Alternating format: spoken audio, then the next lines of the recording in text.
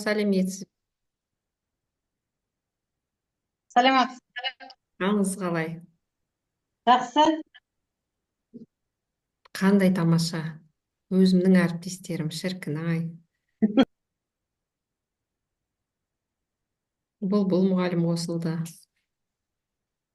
Вы что, подстриглись, да? Я да. Похорошели, блин. Командировкадан келдік өзіміз. Енді сіздермен міне жұмыс Аха, жасайық. жарайды.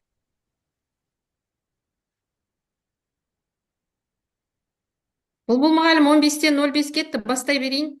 Мгм. Бастай берейін.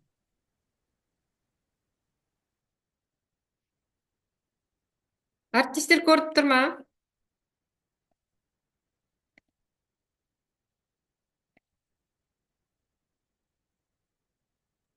Иә. Жақсы көрінді ғой. Сәлеметсіздер ме, құрметті әріптестер. Аты жөнім Сыздыкова Симгүл Ибрагимовна. Қарағанды облысы бойынша кәсіби даму институтының, яғни өрлеу біліктілікті арттыру ұлттық орталығы акционерлік қоғамының филиалы. Соның ішіне Қарағанды облысы бойынша кәсіби даму институтының, қайталап кетейін, педагогика және пәндік әдістер кафедрасының аға оқытушысы. Білімім жоғары ғылыми. Алдарыңызда енді кішігірім өзім туралы мәлімет. Енді біз туралы ақпарат, қандай да бір әдемі ақпарат туралы білгіңіз келсе, қандай да бір керемет конкурстарға, ғылыми жұмыстар бойынша бір жақсы дүниелерді көрсеткілеріңіз келсе, міне алдарыңызда біздің біліктілікті арттыру ұлттық орталығының сайты бар, Facebook, Instagram бар. Енді ол жағын жақсы білесіздер. Яғни біз сіздермен жұмыс жасауға тығыз байланыстамыз. Бүгін біз сіздермен қандай тақырыпты қамтып кеткіміз келіп отыр, әріптестер. Бүгін біз сіздермен семинар өткізгіміз келіп отыр. Семинар болғанда вебинар онлайн форматта. Осы функционалдық сауаттылықты қалыптастыру үшін тәжірибеге бағытталған тапсырмаларды әзірлеу деген тақырып атты. Яғни алдында біз сіздермен курста оқыған едік, сіздермен жұмыс жасаған едік, құрметті әріптестер. Сіздер енді екі курсты артта тастадыңыздар, енді алдыда ілгермелі, яғни курс алдыда тұр. Сол курс бойынша сіздердің жаңа білімдеріңіз тағы да жетілдіреміз, яғни сіздермен жұмыс жасауға дайынбыз. Бірақ мынау курстан кейінгі қолдау мақсатында сіздермен бүгін мына вебинарда функционалдық сауаттылықты қалыптастыру бойынша тапсырмаларды қарастыра отырып, сіздермен қысқа нұсқа курстан кейінгі қолдау мақсатында сіздерге бірнеше мәліметтер бере отырып, яғни тағы да білімді бекіткім келіп отыр, құрметті әріптестер. Бұл бүгінгі вебинардың мақсаты функционалдық сауаттылықты қалыптастыруда осы тәжірибеге бағытталған тапсырмаларды әзірлеу дағдыларын дамыту болып табылады. Осыған сәйкес күтілетін нәтиже соңында сіздер жаңағы өздеріңіздің тәжірибеге бағытталған осы тапсырмаларды әзірлеген кезде нақты дағдыларыңызды дамыта отырып, функционалдық сауаттылықты тағы да әріптестер жан-жақты қарастыра отырып, негізгі білімдеріңізді бекітіп кетсе деген осындай кішкене күтілетін нәтижені алдарыңызға қойып отырмыз. Сіздерге кішкене миға шабуыл бойынша сұрақ қойғым келіп отыр. Осы тәжірибеге бағытталған тапсырмаларды қаншалықты жиі қолданасыздар? Осы топта отырған әріптестер, құрметті әріптестер, сіздер әр мектептің бір қаймақ ұстаздары болып келесіздер, рас қой. Әжептәуір тәжірибелеріңіз бар. Информатикадан бастауыштан бастап 11-ші сыныпқа дейін сабақ бересіздер. Тәжірибелеріңіз мол. Енді осы алдарыңызда тұрған бірінші сұраққа қалай жауап берер едіңіздер? Не ол? Қалай түсінесіздер тәжірибеге бағытталған тапсырмалар деген? Давайте мен кішкене сіздерге қосайын. Өмірмен байланыстыра отырып тапсырмалар. Ұйымдастыру. Жоспарлау. Қысқа мерзімді жоспарға жазу деген сияқты. Кәнекей. Камера қоссаңыздар, атсалысқа қатысып отырсаңыздар. Тәжірибеге бағытталған әріптестер. Кәнеки. Камера қоса қойыңыздар. Қандай тапсырмалар жиі қолданасыздар? Кәдімгі бөліммен алайықшы. Балалар қай бөлімде, қай тақырыпта өте белсенді? Қай сыныпта? Келесі сұрақ, өмірлік мәселелерді шешуге байланысты тапсырмаларды әзірлеу тәжірибелеріңізбен бөліссеңіз деген. Екеуіне бір сұрақпен ғана, бір жауаппен ғана жауап берсеңіздер. Екі сұраққа бір жауаппен. Қай сыныпта оқушылар белсенді? Кәдімгі әріптестер.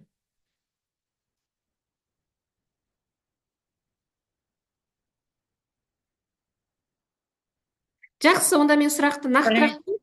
Айта қойыңыз. Сәлеметсіз бе? Иә, бізде менде бастауыш сынып менде балалар робототехникада белсенді дәл қазір. Тамаша. Неге робототехниканы өмірмен байланысты? Өз өмірлік неде ма, енді қай салада қолданылады деген сияқты. Енді біз мысалдар келтіріп жасаймыз ғой тапсырмаларды. Мысалы, медицинада қандай роботтар бар деген сияқты. Басқа да салалардағы роботтар деген сияқты. Солай. Соны енді бір-екі мысалдарды келтіріп, көрсетіп, сонымен өздері қалаған мысалы нелерді құрастырады қазір олар. Жақсы, тамаша. 10 сынып оқушылар тоже белсенді қатысады. Өйткені қазіргі тақырыптары оларға өте ұнайды. Рахмет. Қазір оларда HTML болып жатыр да, сонымен олар өздеріне керек нәрсе, сондықтан терең қарап, терең орындап жаңағыдай. Тамаша. Рахмет, Айша мұғалім, Аягөз мұғалім, үлкен рахмет. Осы екі сұрақтың әріптестер миға шабуыл ретінде жалғастырайық. Және де енді біз жаңа тәжірибеге бағытталған тапсырмалар дедік, өмірмен байланыстырылған тапсырма дедік. Соның ішінде әріптестер біз мына тұрған, алдарыңызда тұрған бірнеше сұраққа тағы да нақтылайықшы. Соның ішіне математикалық сауаттылық, оқу сауаттылығы, компьютерлік сауаттылық, жаратылыстану ғылыми сауаттылығы. Сіздер қысқа мерзімді жоспарды жоспарлайсыздар. Сіздер тапсырма әзірлейсіздер. Тапсырмаларыңыз әріптестер қызықты, сын тұрғысына қарай бағытталған, талдауға. Өткенде біз сіздермен талқылағанда 3-4 деңгейді қарастырып кететін деңгейлі тапсырмалар әзірлей отырып, оқушыларды терең ойлануға қарай бағыттайсыздар. Енді мына жерде алдарыңызда 6 сұрақ тұр. Өздеріңіз оқып отырып ұнаған сұрақты таңдап жауап бере қойыңыздар. 6 сұрақтың ішінде миға шабуыл. Бірінші сұрақ математикалық сауаттылыққа қарай, екінші оқу сауаттылыққа қарай, үшінші компьютерлік сауаттылық, төртінші сұрақ тағы математиканы алып кетіп отыр, бесіншіде математикалық, соңғысы жаратылыстану ғылыми сауаттылық. Ой, кешіріңіздер, мына жерде кішкене. Кәнекей, әріптестер. Айта қойыңыздар. Ал.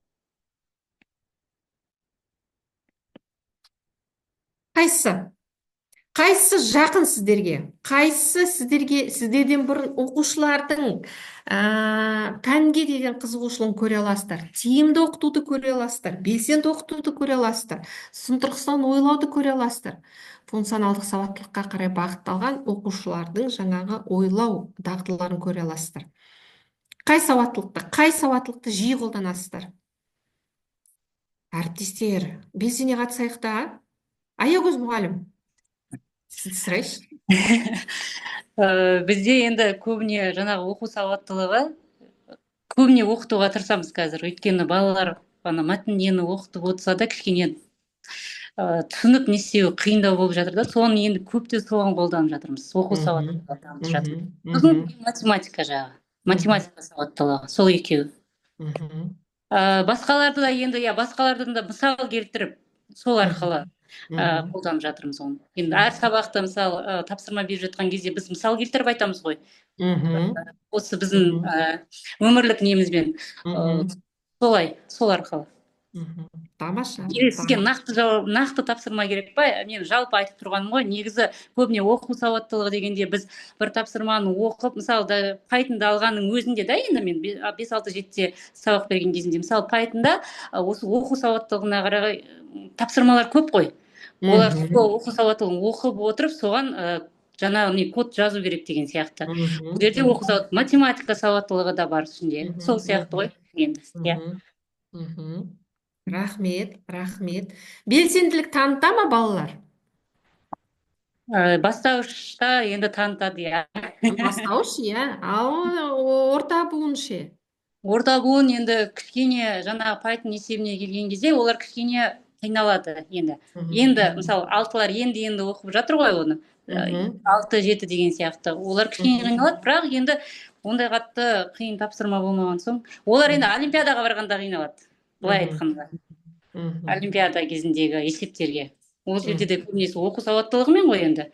Мгм. Тапсырма солай жазылады. Сол кездерде кішкене қиналады. Жақсы, жақсы, рахмет. Тағы қосылатындарыңыз бар ма, әріптестер? Пікірлеріңіз? Жақсы, онда қазір есеп шығарып көрейікші сіздермен. Яғни осы жерде мен сіздерді жаңа Аягөз мұғалім айтқандай, математика сауаттылығын қарастыра отырып, жаңа айттық қой сіздермен оқу сауаттылықтарын қарастыра отырып, жалпы функционалды сауаттылық тапсырмаларын зерттей отырып, тапсырма мен сіздерге мысал ретінде мына Python бағдарламасы бойынша берілген есеп. Міне 1, 2, 3, 4. Кәнекей, мен сіздерді енді сессионный залға дейміз ғой, бөлмей-ақ осы жерде бір залда отырып, сіздердің жаңағы мына 4 тапсырманы орындағандарыңызды қалар едім. Алдарыңызда А айнымалысының мәні қандай болады деп тұр бірінші есепте. Екіншісінде Б айнымалысы қанша рет өзгереді деп тұр. Үшіншісінде Python атты 10 рет экранға шығару болып тұр. N айнымалысының мәні қандай болады деп тұр. Осы жерде құрметті әріптестер, біз бұл жерде білу түсіну ме, әлде талдауды ба дегенмен де өтіп кетеміз бе, әлде жинақтау бағалауды қарастырамыз ба осы тапсырма арқылы. Осыны да айтып кетсеңіздер.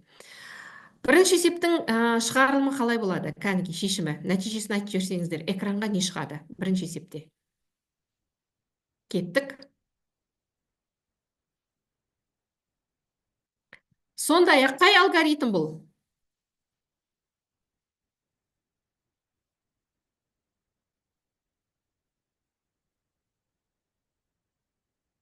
Циклдік алгоритм ғой деймін.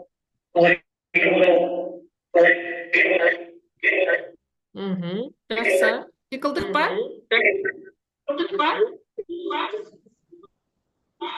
Иә, циклдік алгоритм. Жақсы. Нәтижесі қалай болады? Бірінші есепте. Кәнекей? Минус 30 болады ғой деймін.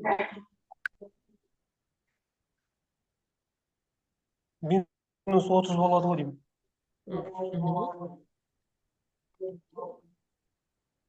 Мен дескрипторында шығарып отырмын, құрметті әріптестер. Байқап отырсыздар.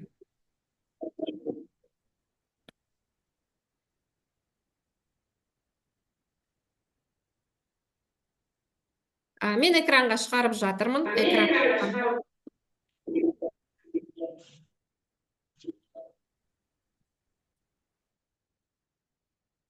Жауапты көрдіңіздер ма? Неге бұлай шықты? 40, 35, 30, 25, 20, 15, 15, 0, минус 5, 10, 15, 20, 25, 30 деп. Не істеді мұнда бұл есепте? Кәнекей әріптестер, атсалса қатысайықшы. 5 алып отырды. Яғни диапазон қанша екен? 15, иә? For in range 15, А минус тең 5 деп тұр. 5-ті алып отырды. Жақсы. Үшінші есепте экранға Python сөзі неше рет шығады? 10 рет шығады ма? 10 рет шығады, өзінің несінде жазылып тұр, иә? Шартында. Неліктен? Неліктен? Өйткені 0-ден 0-ден 1-ге артып отырады ғой. 1-ге артып отырады. Дұрыс айтасыздар. Мына сұраққа жауап беріңіздер. Оқушылардың осы есептерді шығару кезінде ойлау қабілеті қандай болады? Міне шықты, бірақ оннан асып кетті бұл есеп. Жақсы. Балалар талдай ма бұл есепті? Қай сауаттылыққа жатқызуға болады? Математикалық. Математикалық сауаттылық. Математикалық сауаттылық. Терең ойлануға, иә, әріптестер, өйткені барлық математикалық амалдар жақсы мұнда қарастырылып кеткен. Енді екінші есепте байқап отырсаңыздар, мен бір жолата жауаптарын шығарайын. Не шықты? 11, 12, 13, 14, 15, 16, 17, 18, 19, 20 деп шықты. Неліктен? Үшінші есепте. Себебі айнымалы 10-ға тең болса, не істеді бұнда? Бірді қосып отырды, иә? Диапазон 10. 10-ға тең болған соң бірді қосып 10-ға отырды. тең. Ой, бұл жерде Төртінші есеп. ана жақта 0-ге тең болса, мына жерде 10-ға Нөлге тең. тең болды. Дұрыс айтасыздар. Кәнекей, енді мен уақыт созбай, кішкене қарап отырсаңыздар, біз бұнда нені қарастырдық? For циклын қарастырдық, иә? Дұрыс айттыңыздар, әріптестер. Цикл дедіңіздер. Ол жағына молодцы. Математикалық сауаттылық. Сіздер дұрыс қатесіз нәтижелерді көрсеттіңіздер. Енді міне жауаптар. Неге төртінші есепте біз нәтижені андай қылып алып шықтық? 40.0, 20.0, 10.0. Прям кәдімгідей осылай айтып отыр. Қалай тұр, сол айтып отыр. Не себепті? Енді бөліп отыр ғой 2-ге. Дұрыс айтасыздар. 2-ге Диапазоны 5 сан ғана. 5 сан диапазоны 5 сан. Осы төрт есепте оқушылардың тереңінен ойлау дағдысы дамый ма, құрметті әріптестер? Иә, дамиды. Логикалық дамиды. Мгм. Дамитын сияқты, себебі бала ана жерден есептің Дамиды, бергеніне дамиды. қарайды да. Шешімін, әртүрлі шешімдер беру арқылы логикалық қабілеттер дамиды сияқты. Дұрыс айтасыздар. Яғни қарапайым немесе күрделі, иә? Берілген есептерді шығара отырып, баланың зерттеу дағдысы, баланың тереңнен ойлау дағдысы дамиды. Жақсы. Не айтқым деп отыр? Соны мен айтқым. Неге біз форды осы жерде талдап кеттік сіздермен? Цикл операторындағы екі түрі бар деп айтамыз, иә? For және while. Неге математикалық сауаттылықта мына есепте мен неге сіздермен форды алып отырмын? Бірақ while'ды алып отырмын үшінші есепте. Бірақ жерде ғана while. Екеуінің айырмашылығы неде? For мен while'дың айырмашылығы неде? Неге математикалық сауаттылықта Python бағдарламасын өткен кезде біз осы есептерді қарастырамыз? Екеуінің айырмашылығы неде? Хорда біз нақты қанша рет орындалатынын біледі ғой бала. Иә, дұрыс айтасыз. While'да While'да алдын ала шарт бойынша орындайды. шарт бойынша, иә? Яғни for циклдық оператордың параметрлі циклы болып табылады. Білесіз, иә? For. While керісінше Алдын ала шарт бойынша, да? иә, параметрсіз. Өйткені бізде сан белгісіз ба? Жаңа Python деген, иә? 10 рет деп жаздық, бірақ шыны керек цикл белгісіз болып кетті. Мысалы, жерде 10 рет деп, иә, көрсеттік. Но егер бізге 10 емес көп шығатын болса, мысалы, мынандай мысал алайықшы, қоржынның ішінде 100 асық бар. 100 асықтың ішінде бір қызыл асық бар, қалғаны ақ асық. Біз ана қоржынға қолымызды саламыз, логикаға, иә? Сосын қызыл асықты алып шыққанша қолымызды салып, бүкіл асықты ала береміз ба? Осы кезде қай операторды қолданамыз? Цикл. While'ды да қолдануға болады, әріптестер. Өйткені, иә, for'ды да қолдануға болады, бұл жерде while'ды да алып шығуға болады. Сонымен, for бізде не істейді екен, әріптестер? Мынаның барлығы қазіргі сіздерге көрсетіп отырғаным, құрметті әріптестер, қай сынып екен? 7 ма, 8 ба, 11 ма? 8. Циклдар 8-де басталмайды ма? Цикл, дұрыс айтасыз. Циклдар 8-ге сыныпта басталады. Қайталанды. Иә. Мысал ретінде, мұны осы отырғанда, осы есептің өзі, әріптестер, иә, баланың логикалық тұрғыдағы жаңағы ойлау қабілетін тереңінен ойлауына, немесе қарапайым түсінігінен қандай да бір түсініктерді айқындай отырып, негізгі нұсқаға жету үшін, негізгі жауапқа жету үшін, өзінің жаңағы жан-жақты ойлауына көмектесетін әріптестер осы while, for циклдары болып табылады. Мысал ретінде қараңыздар, for I in 1, 2, 3 print I дейді. Не шығады экранға? Неге 1, 2, 3-ті алдым мен? Экранға 1, 2, 3-ті шығарды. Не себепті әріптестер экранға 1, 2, 3 шықты, ол 1-нің астына 1 шықты.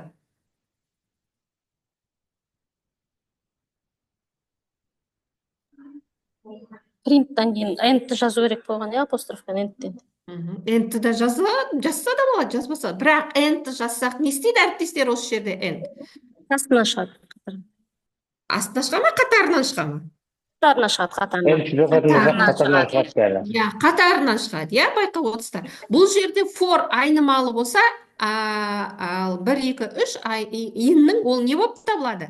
Мәндер жиыны болып табылады. Біз мәндер жиынын n-сіз істедік, операторларды жаңағы 1, 2, 3 деп экранға шығардық.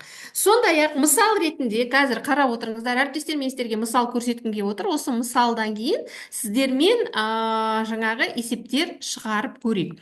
For циклдық операторын бірден мен әріптестер кішкене қарапайым емес, кішкене 3-ші, 4-ші, 5-ші деңгейді көрсете алатын, математикалық сауаттылықты дамыта алатын есептер бергім келіп отыр. Мына жерде мындай мысал берілген. Егер range k функциясында бір ғана мәні көрсетілсе, онда цикл 0-ден басталып k-ға дейін орындалады дейді. Ал, не түсіндіңіздер? Range k функциясында бір ғана мән көрсетіледі. Онда 0-ден басталып k-ға дейін орындалу қажет.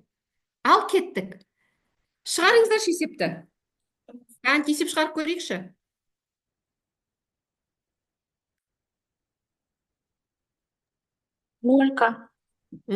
Қалай есеп болады есеп? For range жақшан түсінеді. 8 алуға болады, 5 деп алуға болады. 5 деп алуға болады. Айнымалы жазсақ бола ма? Болады. Бірақ мен әріптестер айнымалы жазбай. Яғни қалай болды? For I in range 11 деп алдым. Print I and 2 тырнақ шығады. Мен диапазон қандай алдым? 11 деп алдым. Бірақ экранға не шығады? 0-ден бастап 10-ға дейін. 0-ден бастап 10-ға дейін. Енді сұрақ. Бұл қадаммен 6-ға дейін орындалып отыр ғой. Дұрыс айтасыздар. Экранға 1-нің асты 1 шыға ма, әлде ұзынан ұзақ шыға? Қатарымен шығады. Енді нәтиже қарап отырсаңыздар 0-ден бастап 10-ға дейін. Бірақ нақты 11 санды шығарып тұр. Енді сіздерге мынандай сұрақ. 0-ден басталмайды ма? 0-ден бастап саналады ма? 0-ден бастап саналады ма? 0-ден бастап саналады ғой. Содан кейін 10 сан шығып тұрғандықтан 0-ден бастап 11 сан шығарып тұр ғой бізге. 11 санды 0-ден бастап саналып тұр. 0-ден бастап шығарып тұр. Молодцы, тамаша, логика. Енді мен сіздерге мынандай сұрақ қойғым келіп отыр. Бұл қадаммен берілген шарт па, әлде шарт арқылы берілген ба? Есеп, қадаммен ба? Бұлай түсіндірейші онда. Қадам-қадаммен. Келесі, мынандай есепті қарай қойыңыздаршы. Егер range k1 kn функциясында 2 мән көрсетілсе, онда цикл k1-ден басталып kn-ға дейін орындалады дейді. Оның есебі қандай болады? For range, мысалы 2, 4, 6 деп алды. 6. 11. 1-ден 11-ге дейін алдым. Яғни нешеден басталды? 1-ден басталып. 1-ден басталып, дұрыс айтасыздар. 10-ға дейін санды алып отыр. Бізде сонда неше сан шықты? 10 ғана сан шықты. N арқылы. Мына жерде әріптестер, біз мына форда 3-ші 2-ні қойсақ, яғни 3-ші сан қойсақ, 1, 11, 2 деп. Бізде нәтиже не істеді? 2 қадамға артып отырды. Дұрыс айтасыздар. Бұл не әріптестер? Мысал ретінде, қазір до конца алып шығайын сіздерге. Келесі мына есепте, егер керісінше біз 10-нан бастап 0-ді көрсетіп, -1 десек, не істеді мұнда нәтиже? 1 қадам артқа атылды. 1 қадам артқа қарай. Және сандар қалай кетті? Кеміп отырады. Кеміп отырады. Өте әріптестер, математикамен тікелей байланысы бар есеп па? Иә, байланыс Иә, бар. математикалық сауаттылықты ашатын плюс программирование дейміз ғой, программалау. Яғни Гвидо ван Россум ойлап тапқан бағдарламаны тереңінен түсінуге берілген есеп, иә? Негізі for циклын, жалпы цикл, жалпы алгоритмді алатын болсақ, сызықтық циклдік алгоритмді алатын болсақ, әр жағында уже массивтер кетеді ғой. Балалардың түсіну жағы шыны керек қиындау. Білесіздер, иә? Қарапайымнан жүрмесең, балаға бұны түсіндіру кейде қиынға соғып жатады. Мына жерде не айтқым келіп отыр? Мысал ретінде, біз жаңа мына есепті қарастырдық сіздермен. For I in range 1, 11, 2 дедік. Диапазонды осылай алды. 3 санды беріп отырмыз, иә? Бұл жерде print I n тең 2 тырнақшаны қойдық. Яғни, егер мен n-ті алып тастасам, сандар қалай түседі? Сандар бірі түседі. Алмаған қазір сандар ұзын жолға түсу керек. Яғни бұл не, әріптестер? Бұл қадамды. Мына есеп for I in range қолданғаным, принтті ғана экранға шығару үшін принтті қолдандым ғой, бірақ бұл жерде экран ол түсінікті принтпен экранға шығару. Нақты бұл жерде for циклының қызметін түсіндіргім келіп тұр. Өйткені мен бағана айттым, for циклы ол параметрлі, while циклы параметрсіз циклдер, иә? Мұнда қадам өзгерту арқылы біз мына есепті шығардық. Енді сіздерге тура осы есепті шартпен өзгерту арқылы көрсеткімге отыр. Екеуінің айырмашылығын қараңыздар. For I in range 1-11, диапазон нешеден басталады? 1-ден. 1-ден нешеге дейін? 10-ға дейін. Келесі жолда не қойдым мен есепке? Егер айды нақты сандарға, бүтін сандарға. Айды бөлсем, иә? Қалдығы 1-ге тең болса, Дұрыс айтасыздар. 1-ге тең. Экранға не шығады? Канке онлайн компилятор Тақстандар шығады. Тақстандар шығады деп отыр, иә.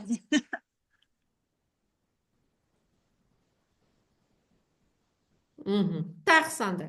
Яғни тура осы жауап шықты. Бұл не? Оғын шығады ғой дейін жауап. Не арқылы екен? Шарт беру арқылы. Иә? If. Екеуінің айырмашылығын көрдіңіздер ма? Яғни сіздер балалармен жұмыс жасағанда, осындай математикалық сауаттылығы соның ішінде Python бағдарламасы арқылы есеп берген кезде, баланың түсінігін қалыптастырғаның сізге өте маңызды. Егер мен қызыл асық тапсам, шарт тоқтай ма? Иә. Әйтпесе, мен пока қызыл асық тапқанша, не қандай қосылады? If болса егер. Else, иә? Келесі. Мына есепте не көріп отырмыз? Келесі.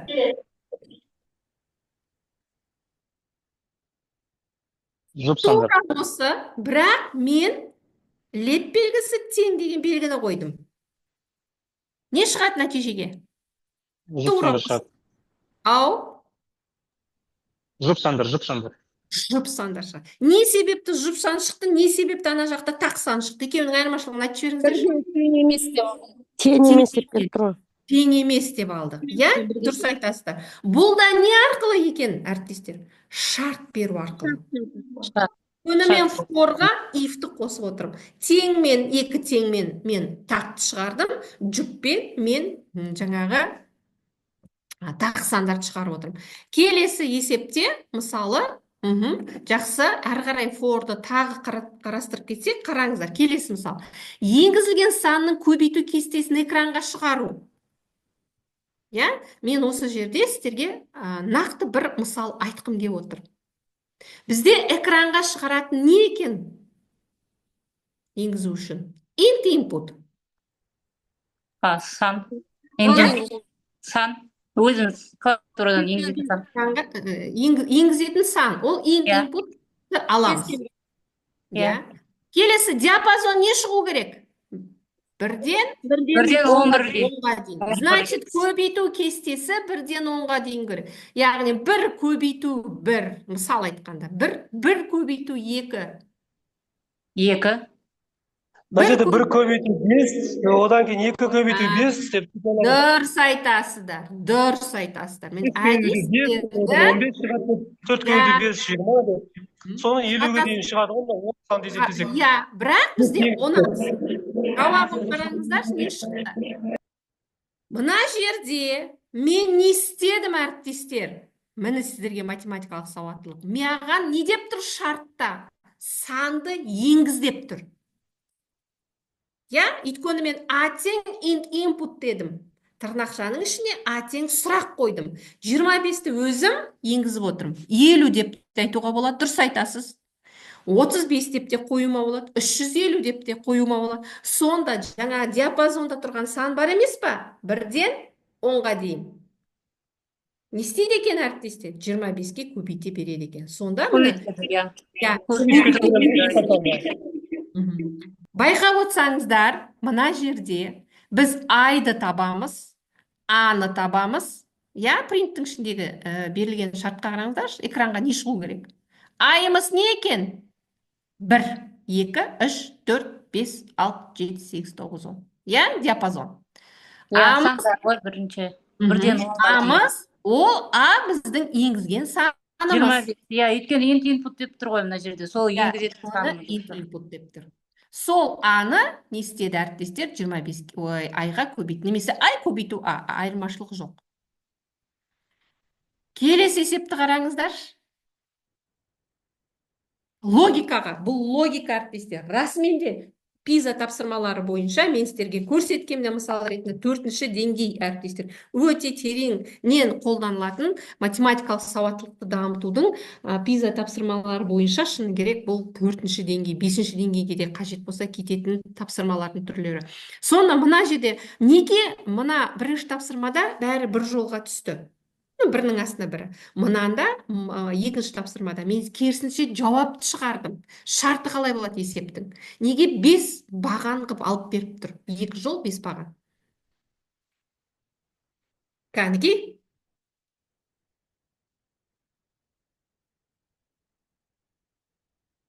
Берілген диапазонына байланысты тұр ғой. Сіз бірінші есепте шартына диапазонға 10-ға дейін деп бердіңіз да, ал екінші есепте бұл жерде уже айдан басқа нені қостым? Тағы қосымша А қосылды. тағы екінші for циклын қостым. 2 for болады. Иә. Ал түсініп алыңыздар. I, E, G.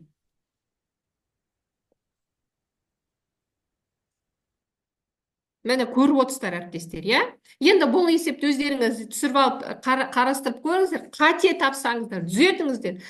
Менің телефонымды білесіздер, хабарласыңыздар әріптестер. Мен сіздермен әлі де кездесуге дайынмын, осындай тапсырмаларды сіздермен талдап кеткім келіп отыр әріптестер. Өйткені осы есептерді түсінгеніңіз расымен де оқушылармен терең математикалық есептерді терең алып кеп балаға түсіндіруге өте тамаша. Қазіргі жағдайда осы 3-ші тоқсанда осы болып жатыр ма? Осы есептер. Жобалап. Иә, болып жатыр. Иә. Тамаша. Енді қараңыздар, біз жаңа for бойынша сұрақтарыңыз бар ма? Енді білесіздер, білмейді емес, білесіздер. Дегенмен де мен сіздерге кішкене болса да тағы да бір бағдар берген мәселем жайым бар еді. Осы жерде while циклын енді әрі қарай жалғастырғым келіп отыр. Қарап отырсаңыздар, мен айттым. Егер for параметр болса, while параметрсіз цикл. Яғни біз бұнда себебі while не дейді әріптестер? Циклдық операторында цикл қайталану саны белгісіз болады. Цикл денесі тікелей шартқа байланысты. Яғни біз қандай шарт қояды екенбіз? If деген бар ма? Шарт. If-тің қасында не жүреді екен? Else. Else жүреді. Хорошо, кеттік. Ал енді қарасаңыздар. Яғни тағы не қарастырады бізде while-да? Ақиқат. Ақиқат жалған. True, false. Егер ақиқат орындалып болғанда, шарт жалған, егер оператордың денесі шарт ақиқат болғанда орындалып, ал шарт жалған болғанда не істейді екен? Дене тоқтайды. Яғни есеп тоқтайды деген сөз. Міне жазылу синтаксисі. Осыны бала өте жақсы қазіргі 3-тоқсанда өте жақсы тереңнен түсінсе, ертең ана массивқа барған кезде, функция defқа барған кезде әріптестер жұмыс жасауы аса қиын болмайды деген ойдамын. Мына жерде мысал ретінде не бердік біз? Шарт бердік. I тең бір переменный, яғни айнымалы. Бірге тең қылдырдым, иә? Мен айнымалы кез келген санды ала аламын ба? Ой, әріпті. Әрине. Әрине. While егер I кіші және тең 10-ға болса, экранға I үтір and шығу керек. Экранға, ал оның астына мен жаңағы I Бірге тең артып 10-ға жеткенде цикл тоқтайды. Неліктен әріптестер? Немесе тең болып тұр. Шартын беріп. Немесе тең болған жағдайда. Я, дұрыс айтасың. Ал енді мына жағдайда не істейді? Үлкен және тең жағдайда. Айды мен уже Керісінше минус. Кері кетеді. Минус. Кері кетеді. Яғни 10-нан 1-ге дейін. Я? 1-ге тең, иә. Қайсысы жалған, қайсысы ақиқат болып тұр осы есепте? Байқауға бола ма, байқалмай ма?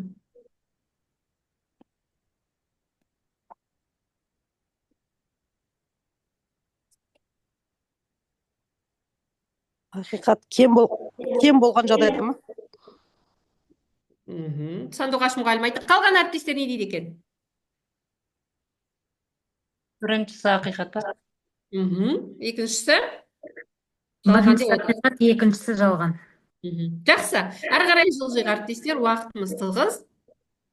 Мысал ретінде мынандай есеп бергімге отыр. Қараңыздаршы, тағы толық түсінік болу үшін. Тура осы есеп. Үлкен және тең дедім, 10 дедім, бірақ 2-ге қостым. 1 емес. Не шығады экранға?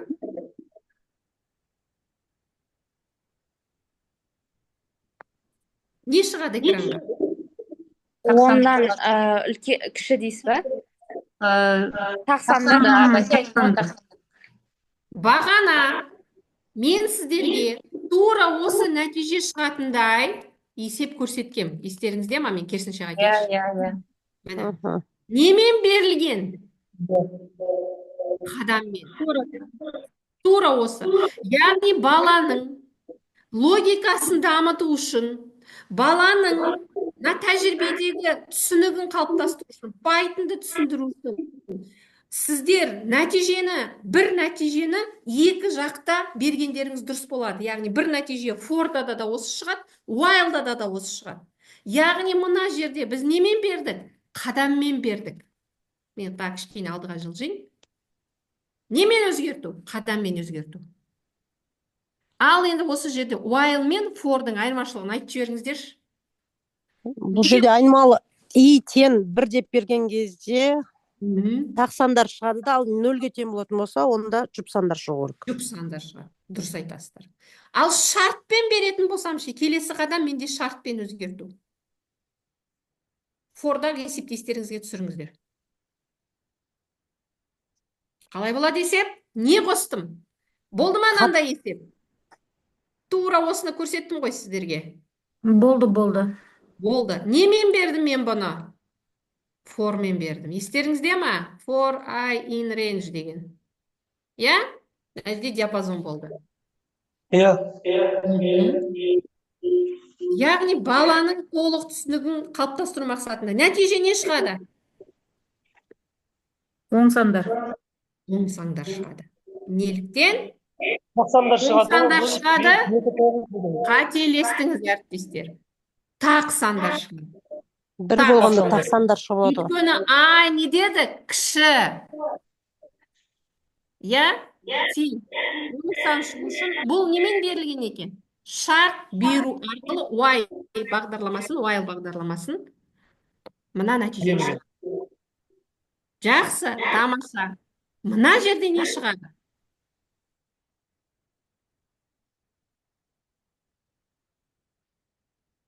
Қазір енді үлгересіздер, үлгермейсіздер білмеймін енді. Давайте былай жасайын. 55. Мен енді экранға чатқа салып жіберейін. Біреуіңіз, может быть, онлайн интерпретаторға алдарыңызда енді қайта теріп отырмас үшін ғой сіздерге, байқап отырмын. Ребята, звонок был? Не шықты? Мен не қостым? Мына диапазонға, яғни 10, 10-ға дейін санның қасына S-ті жаза отырып, қасына 1-ден 10-ға дейін санды бердім. Қосып отыр ма S-қа бірді? Қосып отыр, қосып. I-ға бірді қосып отыр ма? Қосып отыр. Экранға S-тің өзі шығу керек. Мына S-ті жазбаса да болады. Бірақ баланың түсінігіне, бала түсінсін, бала терең меңгерсін, математикалық сауаттылықта осындай есептің пайдасы өте зор. Қазір сіздерге бір есеп бергімге отыр. Сұрақтарыңыз бар ма while for бойынша? Жоқ, өте тамаша, түсіндік. Жақсы, ары қарай. Енді әріптестер, айып етпеңіздер, бұл қысқа, нұсқа, нақты, яғни курста әріптестер тағы да тереңнен әлі де продвинутый уровень дейміз ғой, ілгермелі деңгейде ары қарай бұны да тереңінен қолданып зерттеуге біздің жаңағы өте керемет мүмкіндігіміз бар. Қазір сіздерге мен мынандай тапсырма бергімге отыр. Осы жерде орындауға тырыссаңыздар. Бірақ мен сіздермен бірге боламын. Қараңыздар. Мен кішкене циклдан, мен әдейі күрделіге бардым да, оператор бізде сызықтық, тармақталған цикл бар ғой. Мен керісінше жүріп отырмын, байқасаңыздар. Сіздер үйренгенсіздер сызықтықтан циклға бар. Мен циклдан бастап енді ортаға тармақталғанға келдім. Алгоритм ветвитления дейміз, орысша айтқанда. 7-3-2-1 Python программалау тілінде тармақталған алгоритмдерді жазу. Мынандай тапсырма, кәнекей логикаға салайықшы. Математикалық сауаттылық әріптестер. Марат жоғарғы оқу орнында информатика пәнінен сабақ береді. Тыңдайық әріптестер. Және оның студенттері 3 тест тапсыруға міндетті. Бұл жерде оқушы деп те алыңыздар, студент деп те алыңыздар, оқу орнының орнына, мектепте сабақ деп аласыз ба? Айырмашылық жоқ. Әйтеуір маған тапсырма орындалғаны сіздердің түсінгендеріңіз өте керемет, сіздің түсінетіндей жағдайға жеткеніңіз маған маңызды. Студенттер үшін тест тапсыруға міндетті. Ол өз студенттердің орташа ұпайларын есептеу үшін қолдана алатын бағдарлама жазғысы келді. Сондай-ақ, егер оның орташа балы 95-тен көп болса, бағдарламасы студентті құттықтаған қалайды екен жаңа бағдарлама. Алдарыңызда орындалу алгоритмі берілген. Кәнекей біз сіздермен осы есепті шығарып көрейік. Ой, мен кішкене алдыға жүріп кеттім. Мен бұл жерде жоғарғы балды 80 деп қойдым. 95.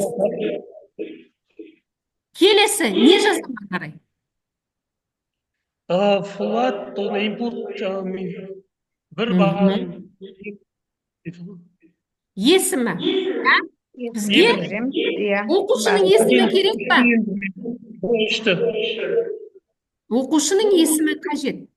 Жалпы мына тырнақшаның ішіне, жақшаның ішіне, негізі, баланың түсінігі үшін жаңағы комментарий ретінде жазған ақпарат өте бала үшін пайдалы. Келесі не енгізер едіңіз осыдан кейін? Тест 1. Неге мен бұлай қойып отырмын әріптестер? Себебі тест 3 тапсырады ғой. Тест тапсырады. Неше тест тапсырады деп тұр мына жерде? 3. Сонда мен 3 тест берем ба? 3 тест жазасыз. 3 тест жазамын. Неге мен есімді беріп отырмын? Нақты. Себебі ол Әсем болсын, ол Сандуғаш болсын, ол Болат болсын, ол Арман болсын. Нақты. Ол нақты бір баланың жоғары 80 балл алғанын көре отырып, нәтижесін шығару. Осыдан кейін не жазды? Қалай ойлайсыздар? Орташа балы 95-тен онда ол одан жоғары. Ары қарай. Бізде енді соларды қолдануымыз керек қой, өйткені шарт қой. Егерде ол саны 80 болса деген сияқты, одан аз болса деген сияқты, каждыйына кәміне жазу. Сонда орташа балл тең 3 тесті не істейді екенмін? Қосындысы. Қостым үшеуін. не істедім? Үшке Орташа мәні. арифметика ортасында. орташа балды табу керек па? Табу Иә. керек. Хорошо. Мынау есім тест 1, тест 2, тест 3 экранға мына сөздер шыға ма, как комментарий ретінде? Я, жазу үшін, я? Енді бізге принт Орташа балл. экранға. Орташа балл.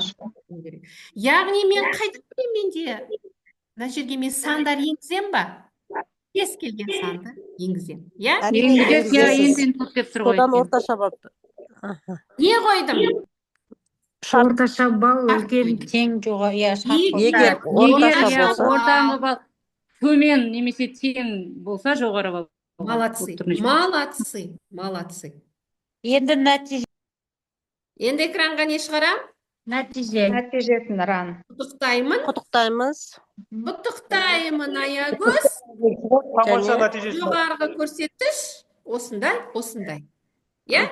Міне, мынау тармақталған бұл әріптестер, міне мен бұл есепті мына жерге әкеп қойдым. Қазір айып етпеңіздер, міне мен қазір көрсетейін. Экранға қазір сіздерге бұны шығарайын. Енді, так, қойдым ба? Көрінді ма? Иә, көрдік, қойдық. Көрінді. Тамаша, тамаша әріптестер. Ой, мен барлығын жабайын қазір мен тым көп оқытты, сіздер қазір ұқпай қаласыздар. Не шықты экранға? Нәтижесі. А7 дейін. Ойбай. Атын жазып, сосын балын жазып. А7. 7 болып кетті. Аха. Келесі. Бал. Не шығады? Орташа несінде. Бірінші баға негіз. Қандай баға қойын? 97 шығады. Балмен ба, әлде бағамен ба? Бұл студент. Балмен студент болса. Давайте 30 бал қойын. Екінші бағанға 45 қойын. Үшінші бағаға 55 қойын. 130. 130-ды 3-ке бөлу керек. Бірақ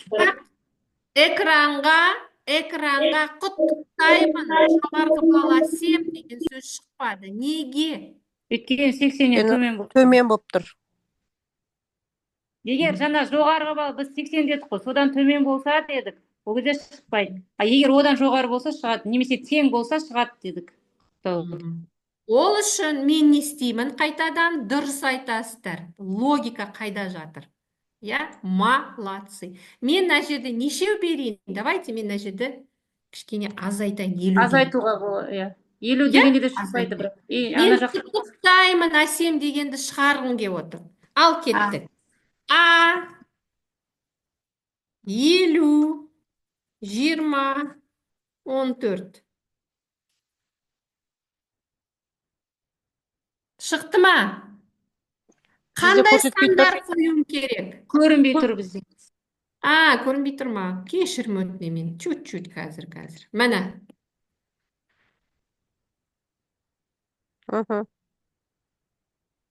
Орташа 20. Бұл жерде тұрған жоқ қой.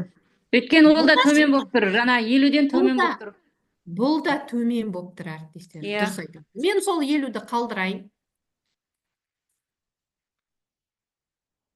Кішкене көбейтейінші, болмайды екен. Енді шығады точно. Құттықтаймын F жоғарғы көрсеткіш. Иә. Төмен жетпей қалды. Өйткені жаңағы 50-ден жоғары болып тұр, көп болып тұр. Тең немесе жоғары болса құттықтаймын деген жазу шығады деген ғой.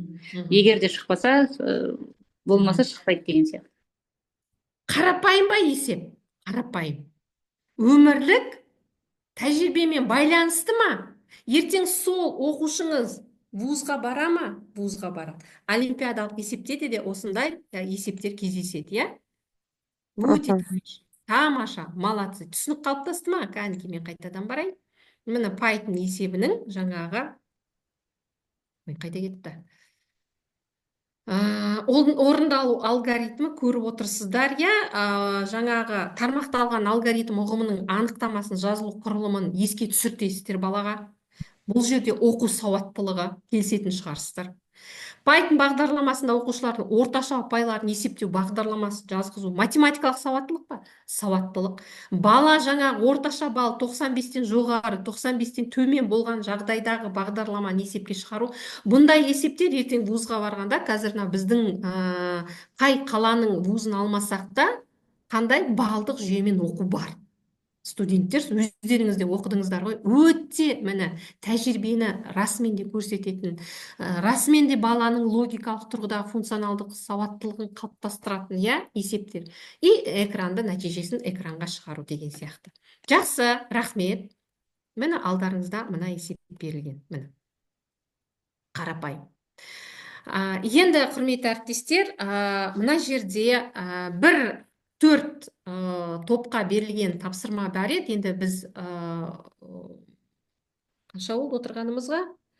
1 сағаттай. Кішкене бір енді 15 минутқа, 10-15 минутқа мына жерде 4 топқа берілген есептің ішіндегі маған біреуін таңдап, бір сауаттылыққа бір қарапайым тапсырма қазір осы жерде ұсынсаңыздар, өтініш. Біріншісі 10-шы сыныптың ақпараттық қауіпсіздігі. Білеміз, бар ма андай тақырып? Бар. Тұтастық, қолжетімділік. Екінші топқа Meetup Inventor бар. Білеміз, иә, мобильді қосымша? Бар, оған да 11-ші сыныпта. 6-шы сыныпта объектілердің 3D модельдері бар, 3D модельдері. И 7-ші сыныпта бізде не бар? Excel. Электрондық Excel бар. Жасау. Тамаша, Сандуғаш мұғалім. Қарапайым мысал айтып жіберіңіздерші осы жерде. Мысал, функционалдық сауаттылыққа. Meetup'та мысалы калькулятор жасадық қой. Төртінші тапсырманы жасаған болатынбыз. Аягөз мұғалім, давайте, Сандуғаш мұғалім, тоса тұрыңыз, қазір сізді, енді Аягөз мұғалімге сөзді беріп жіберейін енді. Кестелісіз 4-ші тапсырма. Қандай тапсырма ұсынар едіңіз балаға? Қай сауаттылыққа? Сауаттылық дегенде бұл жерде бізде цифрлық, өйткені біз диаграмманы жасайды ғой, жаңағы неге кіріп. Жаңа Excel-ге кіріп жасайды. Сосын математикалық сауаттылық бар бұл жерде. Өйткені мысалы біздің оқушылардың енді несі дейікші, жабдықтары дейікші, мысалы ручка 10, кітап 20 деген сияқты. Дәптеріміз 30 деген сияқты, соны бізге кестеге салып, соның диаграммасын жаса деген кезде математикалық немен, сосын жаңағы цифрлық, енді компьютерде практикалық тапсырма болғаннан кейін солай жасалынады. И соны Excel-ге салып, кестеге салып, диаграммасын шығарады. Бұл жерде енді берілген, білмеймін, берілгенде біз өзіміз береміз ғой, мысалы, оқушының жабдықтары деп, мысалы, сол сандарымен қосқанда, кітап 10, ручка 20, 30, тағы да бірдеңені 40 деп береміз, мысалы. Енді ол оқу сауаттылықта бар, өйткені ол жерде мен тапсырманы берем. Осы оқу жабдықтарына қарап, диаграмманы қор деген сияқты мысал берем ғой мен. Оқу сауаттылығы, жаңағы цифрлық и математикалық не болады. Есептер де бере аласыз ғой сіз. Жаңа қосындыға, санауға, қанша деген. Санауға деген сияқты. Иә, сол мен жалпы математикалық қосып барып. Жақсы, рахмет. Сандуғаш мұғалім. Мен де мобильді қосымша құруда біз калькулятор құрдық. Ол жерде тамаша. Көбейту, бөлу, жаңағы математикалық сауаттылық бұл жерде де. Негізі Meetup'та осы көбінесе математикалық сауаттылық қой ол жерде де. Қалай баладың ұғымы жағы сол математикалық сауаттылықты мысал шығарған кезде? Ол жерде жаңағы блоктармен қояды ғой. Егер блокты дұрыс қоймайтын болса, онда жаңағы жасаған жұмысы калькулятордан жаңағы қосқан кезде, көбейткенде, азайтқан кезде дұрыс сандар шықпайды. Сондықтан олар блокты дұрыс құра білу керек. То есть бұл жерде программированиенің сауаттылығы бар ғой, алгоритмизация дейді ме, не дешеді? Иә. Яғни сіздер, құрметті әріптестер, жас ерекшеліктеріне мән беру керексіздер ма? логикалық ойлау қабілетіне мән беру керексіздер ме тапсырмалар әзірлеген кезде? Әрине. Әрине, иә? Әрине. Иә, бұл жерде иә 11 сыныптардікі мобильді қосымша құру. Excelді жаңағы 7 сыныпта иә. Жақсы, тамаша. Біз просто мына жерде логиканы айтпай отырмыз, өйткені ойлаймыз ол уже міндетті түрде как само собой болуға тиісті деп. Поэтому айтпай отырмыз. Бастауыштан балаларға ол уже қалыптасқан дүние деп ойлаймын енді. Ол қалыптасқан. Дұрыс айтасың. Осы 4 есеп беріп отырмын ғой, 10-шы сынып, 11-ші сынып, 6-7. 2 жоғары сынып, 2 төменгі сынып. Қай оқу мақсаттарында, қай тақырыпта оқушылар белсенді жұмыс жасайды? Осыны айта қоясыздар ма? Әрине метапта, 3D жобада, модельдеуде. Иә. Бірақ Excelде енді керемет белсенділік танытады деп айта алмаймын. Естелік деректерде де балалар жақсы белсенді жұмыс жасайды. Бірақ сіздер, әріптестер, диаграмманы оқыта отырып, диаграмманың өзінен, әріптестер, иә? Диаграмма, иә.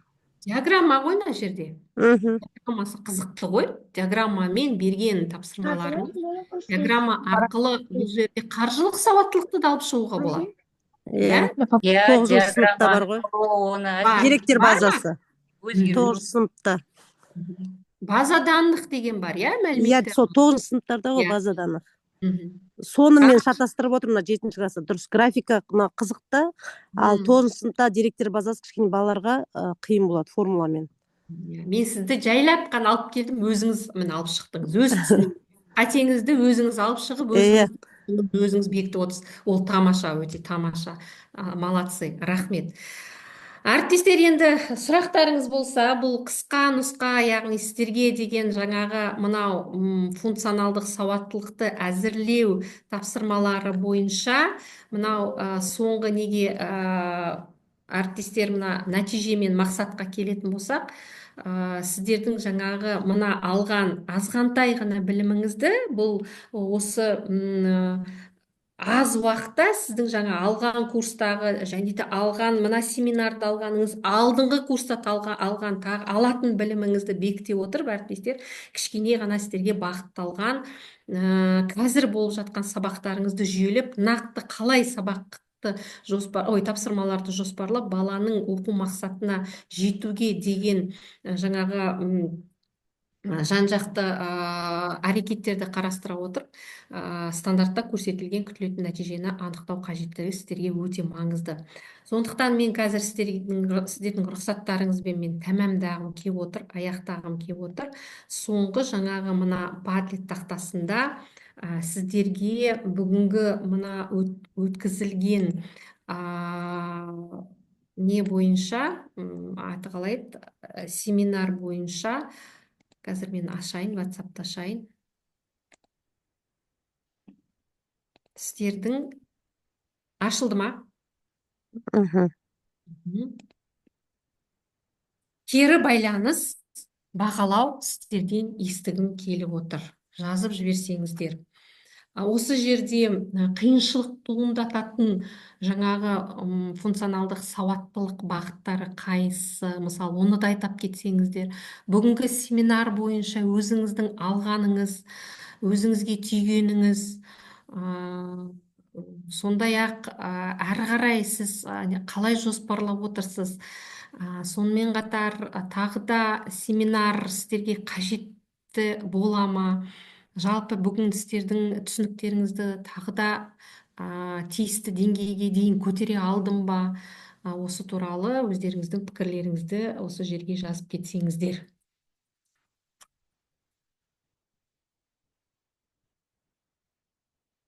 Сілтеме ашылды ма?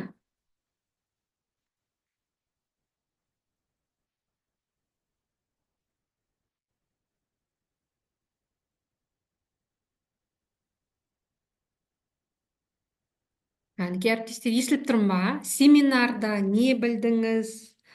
Сіздердің болжамдарыңыз орындалды ма? Тағы не айтып кетейін, қандай ой тастады? Әрі қарай кейінгі қадамдарыңыз, тапсырма жоспарлаған кезде жалпы не білгіңіз келеді?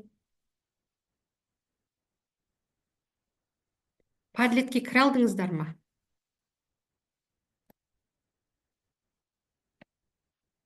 Кері байланыс сіздерден күткім келеді.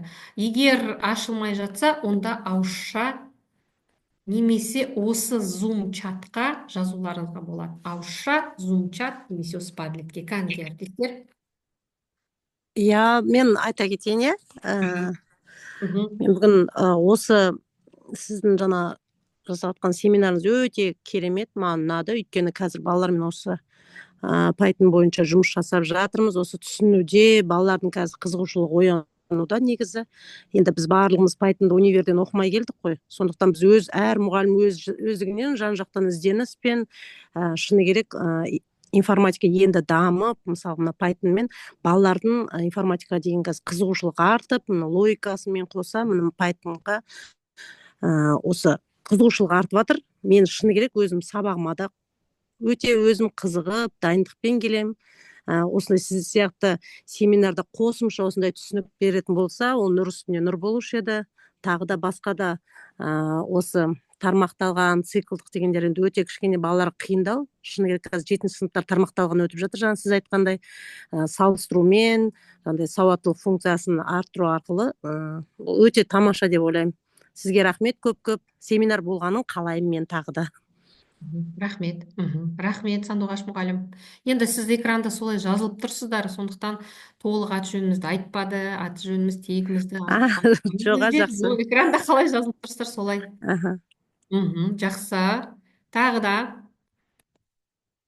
сіздермен жүздесуге, кездесуге мен әзірмін. Жоспарла десеңіз, жоспарлаймын. Сіздермен тағы да енді бұл қарапайым өзі қарапайым деп айта алмаймын.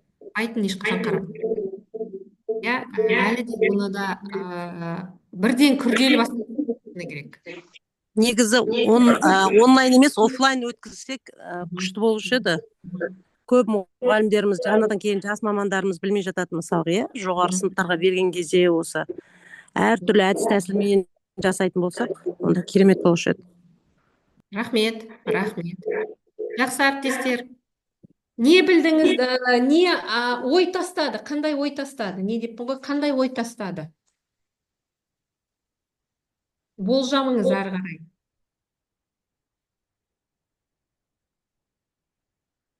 Ой, әріптестер, не сөйлеу жағына жоқпыз енді информатика пән мұғалімдер, осы жақ қиындау, енді түсінемін сіздерді. Онлайн өтсе күшті болатын еді келешекте. Алла бұйырса өтеміз. Алла бұйырса. Кешіріңіз. Жаңа сіз айттыңыз ғой ең басында, жаңағы өмірлік жағдаймен байланыстыру деген кезде. Сол біз есептерді осы өмірлік жаңағы балл деп те алдық қой. Сол өмірлік жағдаймен байланыстырып, солай есептер шығардық. Сосын цифрлық сауаттылық қолданып, мысалы, компьютерді қолданып, солай байланыстырдық. Рахмет.